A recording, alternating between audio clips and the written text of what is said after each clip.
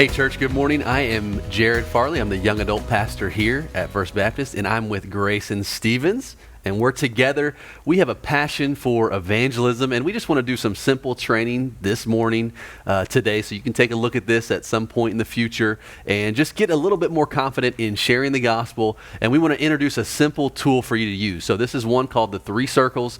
We didn't make this up, but we think it's very useful. Grayson and I have both used this a lot on the college campus or just in general with people we want to share the gospel with.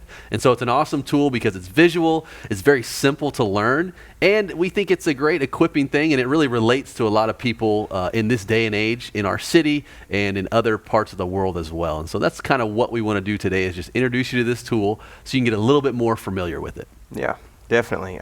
It's a great illustration to help us better know how to share the gospel. I often will say that our biggest hesitation isn't necessarily a fear of man or not having the drive or the want to. I think it's more so that I just don't know how. I don't know how to start. I don't know how to finish. I don't know how to transition. I think this illustration will better help us to visualize the gospel and see how we can navigate from one point to the next. So with that, let's go ahead and get going. Okay. So I've got an iPad here, so I'm going to do a little bit of drawing, so, forgive me, and that's a good thing. It doesn't have to be a perfect drawing, but we're going to go to the iPad, and we're going to do this in a few parts so you can see what we actually do, how we actually draw this and explain it when we're sharing the gospel with somebody. So I'll talk to Grayson, Grayson will talk to me, and you'll be able to see how we draw this out and how you can practice it as well. All right, Grayson, thanks for letting me talk to you today. Now, I want to start by showing you something really simple, right? Like, we live in a world that's broken. Okay, we can look all around and see that pretty easily. So let me ask you that, man. What are some things that you look at in the world and you'd say, you know what, man, this proves that the world is broken? What are some of those things that you might say, this points to brokenness? Well, I'd probably say murder. Yep, for sure. Murder. Greed. Mm-hmm. Human trafficking. Natural disasters. Yeah. Oh, man, there's tons of things. I can't even write all these down in the circle. But we know together, right, we can easily see that the world that we live in is broken. There's lots of examples of that brokenness, okay? But here's some of the good news I want to share with you today is that we weren't designed to live in brokenness, and we actually don't have to continue to live in brokenness, even though the world is broken. What I want to tell you today is that actually, I believe that God designed the world to be good and perfect and not broken. All right, so when God originally intended to design the world, he created plants and animals, the sky, the birds, everything that we see, everything that we feel or experience, right? God created some of those things, right? And so he created all these things in the beginning, okay? And that was God's design. But not only that did he create the physical, material world and all those things, but he actually created human beings as well. This was the peak of his creation story, that he created Adam and Eve to live in harmony with each other and with God.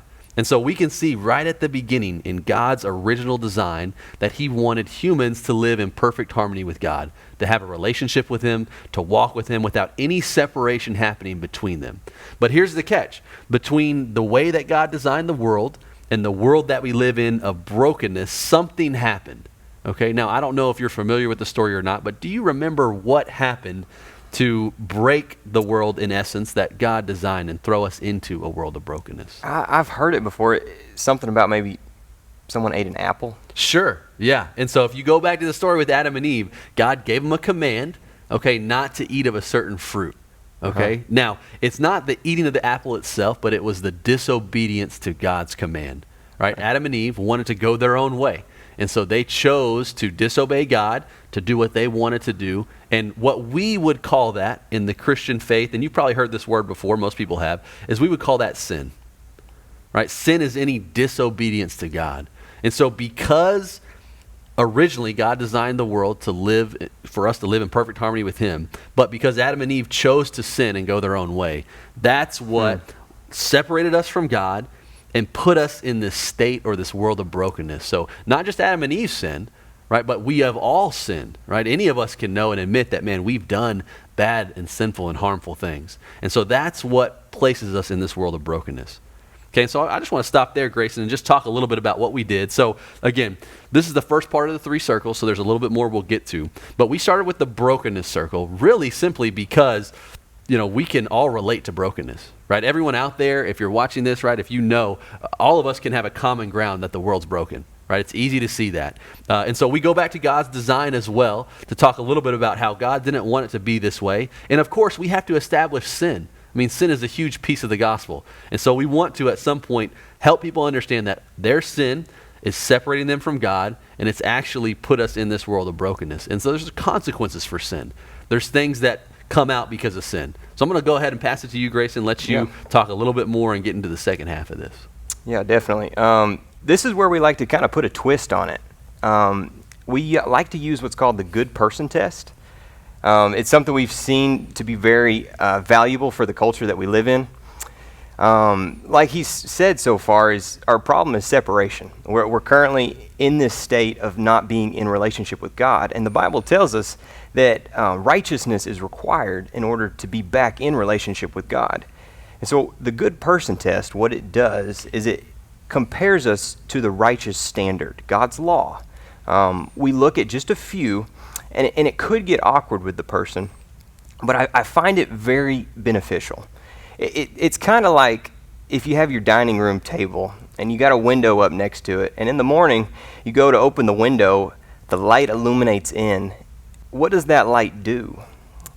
What it does is it reveals the dust in the air. You start to see the impurities. Whenever you didn't have that light, though, the dining room table looked good. So the law is like the light. It begins to illuminate the sin, the separation, and the impurity that we have before God. And not only that, but our need for a cleansing. And so I said it's strategic for the culture that we live in because a lot of people don't realize their need for Jesus. They know what he did, but they don't know why he did it. Think of it like this, another analogy. Pretend you're a doctor and you go into your waiting room and there's your patient. Now your patient thinks they are good. They don't think there's anything wrong with them, all right? Well, you go back and you look at the scans and you see that they have cancer, and it's not good. But in your back pocket, you have the cure. Do you go back into that waiting room and give them the cure or the scans? Now you got to think, they think that they're good. So we wouldn't want to necessarily give them the cure first, but we want to start with the scans. The scans will help reveal, I got an issue. I got a problem. That's not good. All right? In fact, whenever you show them that scan that they have cancer, they'll say, I know I have it. Get it out of the way. Where's the cure? How do I live? I love my life. All right? And so before we present Jesus, we want to present the bad news. And even though it may get awkward, I think it's necessary to illuminate the need. All right? And so I'm going to do it with Jared, and I'll just stick with 4 commandments. And I think you could do the same. I'll go one that I think we've probably all broken. Jared, have you ever told a lie? Yeah, I've told a lie. Okay, all right. I have too. Have you ever used God's name in vain, like an OMG or a GD? Yeah, I'm sure I have at some point. Yeah, I can relate. What about, have you ever stolen anything? Irrespective of its value, it might have been small. Oh yeah, definitely. Yeah, we fall guilty. One more, and I appreciate your patience. Jesus said, if you look at a woman with lust, you committed adultery already with her in your heart. Jared, have you ever looked at a woman who's not your wife with lust? Mm-hmm, sure. Okay. We all fall guilty, probably, of all 4 of breaking those commandments. All right? Jared, I'm not judging you, but what you just told me is that you're a liar, a thief, a blasphemer, and an adulterer at heart. All right? Now, I want to propose a situation to you. If you were to break the law here on earth, we just recognize that you've broken God's law, but let's pretend you broke the law here on earth, and you're standing before a judge. Let's say you robbed a bank, and you're standing before him, and you know that you're guilty. The evidence is there. If the judge is good, Jared, can the judge let you go? No, he wouldn't be able to do that. No, not if he's good or righteous. All right, but God is far more righteous and holy and perfect and just than this earthly judge. And so here's the cliffhanger question that I'll ask Jared. Jared, if God is that, how can he let either one of us go who have broken his law? who have fallen short of the standard that he set for us? How can he? I'm not sure. Some people in this moment, they might say, well, he'll see my heart. I tried my best. Surely he'll let me in. I like to say that's like jumping out of an airplane, and before you jump, you put the parachute on your back, and you look at me and you say, is it good? I say 50-50. Go ahead and go in that abyss. We want to be 100%, all right? And so what I've done in this moment is I've put the cliffhanger question, and hopefully I've got him thinking. He's proposed, well, maybe my good works, he'll see my heart. I don't know. How can a good judge let a guilty criminal go? Okay? And this is where we'll continue our 3 circles. It's our transition to the good news. It's the best news, Jared, that you'll ever hear. All right? Our separation from God can be fixed through someone taking our place, and his name is Jesus. Now, Jesus came down to earth, and he lived a perfect life. So therefore, he did not deserve to die. Each one of us deserve to die because we've all sinned, for the wages of sin is death. So each one of us are going to die because we've sinned. But Jesus, the curse of death wasn't on him. So why did he die? Well, this is the good news of the gospel. Jesus says, no one takes my life from me. I give it up on my own accord. I choose to die for the sake of us. And so Jesus, he goes to the cross and takes the penalty of death in substitution for us. And now, and rising from the dead confirms what he did. And now we can be made right with God. The penalty of sin, the curse of death, can be taken off because someone has taken our penalty. And we call this a substitution. And the Bible commands that if you would repent, turn from your sin, and trust in Jesus and what he's done, believe, then you'll be made right with God. And that's what we draw on that line that leads to Jesus. I tell Jared, that is what the command is, that you would turn from your sin and believe in Jesus and what he's done and accomplished for you. And the exchange is that instead of death, you get eternal life. And that's the good news of the gospel, is that Jesus has caused that. And not only that, but we now are made righteous. And if we're righteous, because of the blood of what Jesus shed, and it covers us, we are then back into relationship with God. And that's the end of the 3 circles that Jared just drew. We are back into relationship with God and pursuing him that we might serve him well, all because of what he did and accomplished for us in bringing us back into relationship with God. And that then propels us to go back into that brokenness and share the good news. Yeah. So again, that's a simple tool that you can use that anyone can practice and learn.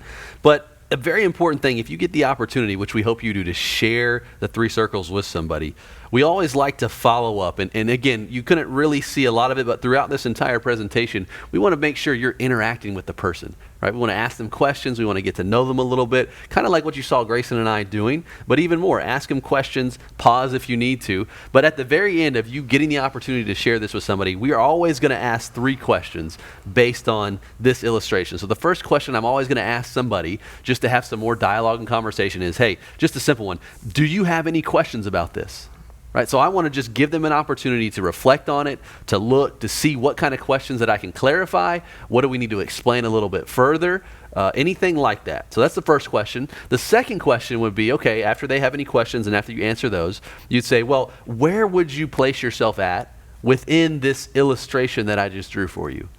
Now, the reason why we're asking that question is so someone can take a look and God can start to convict them. And hopefully God was doing that through his Holy Spirit throughout this whole time we were together. But they're going to place themselves somewhere in this illustration. A lot of people I've talked to, man, they're going to be honest. They're going to say, man, you know what? I'm in brokenness. Or maybe I'm still living right in sin. Or maybe I'm close to Jesus and I'm just thinking about repenting or believing. Or maybe you're talking to someone who is a believer. And they would say, you know what, I'm pursuing relationship with God, but maybe I'm just far away right now. And so again, we want to ask them, hey, where would you place yourself at? Because that gives them an opportunity to continue to reflect. And then here's the last question. And this is especially for someone who might not place themselves in the Jesus circle or even closer into God's design. But we want to ask them, hey, what is holding you back from repenting and believing the gospel and following Jesus? And then we want to stop and just give them time to answer. We don't want to fill the silence. We just want to be sure that they can have time to reflect and that God will, and I believe does, work on them in that moment. There's been times where I've asked this question, and many people, I say many, there's been several people who've said, you know what? There's nothing stopping me.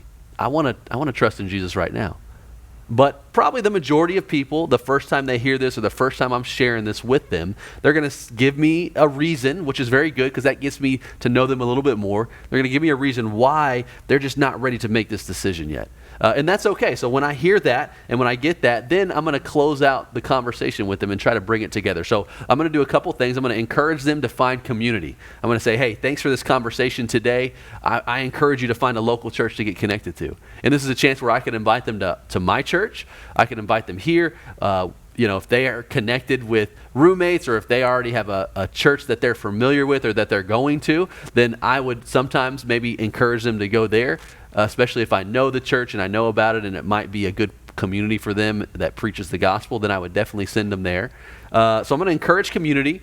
I'm going to ask for their phone number if I don't already know them well. Sometimes I already might know the person and have their phone number. But if I don't really know them, I'm going to say, hey, you know what? Can I get your phone number and can we follow up with this sometime? I mean, follow-up is an incredible thing that we need to continue to push for and strive to do. And then, man, I'm going to close out the conversation by praying. I'm going to say, hey, thanks for this conversation today. Is there things that I could pray with you about? Right? I've got your phone number. I'm going to continue to pray for you, and I want to follow up with you. So that's how we would normally close out a conversation with those couple questions, and then a few points to remember as we are kind of breaking off and maybe going our separate ways. Yeah, Jared, he just expressed the importance of following up. One thing to make note is there was a lot of details in that, and whether or not you use every detail or there was just maybe one detail or one sentence that you're like, I'm gonna use that the next time I try to share with someone. Regardless of what it is, the reality is we probably won't hit every detail of the gospel.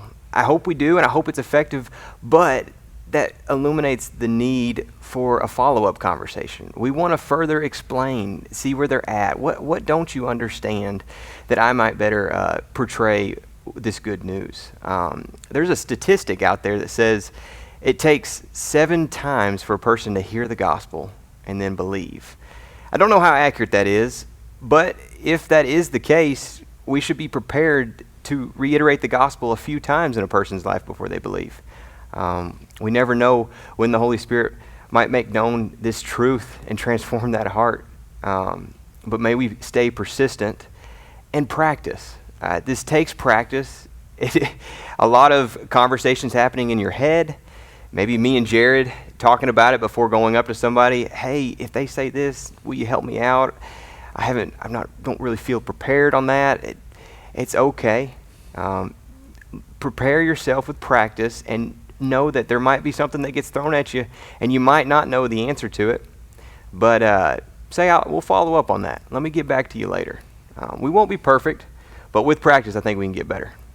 Definitely. And so kind of to close out this time that we had together, I want to give you just a simple tip. So you might be saying, hey, this is great. I understand the gospel. You know what? I can learn the 3 circles and that's, all that's great. But Jared, how do I even get into a conversation like this? It's so hard for me to even start or begin the conversation. So I just want to give you one simple way, maybe a question that I ask people sometimes that I think could get you into these conversations, especially with people that you've already have a built-up relationship with. So this could be a coworker, a friend, a neighbor, a family member. So a question like this would work really well. You might say something like, hey, you know what, John? I've learned a lot lately about the Bible, and I learned something that actually tells the core message of what the Bible and what Christianity is all about.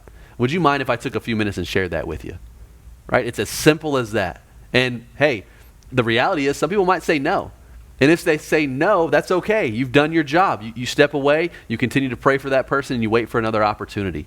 But, depending on whether they say yes or no, doesn't, reflect badly or poorly on you. You just have to be obedient to ask the question and be willing to get in these conversations. And so that's just a simple tip. And I want to challenge you.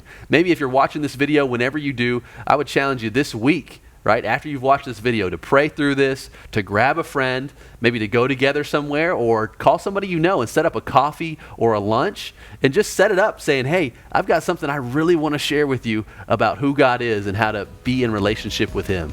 Would you take some time to go with me? And so, again, it can be as simple as that. So Church, and whoever else may be watching this, I hope this video has been an encouragement to you. I hope you take this and it helps you know God better, but also to make him known.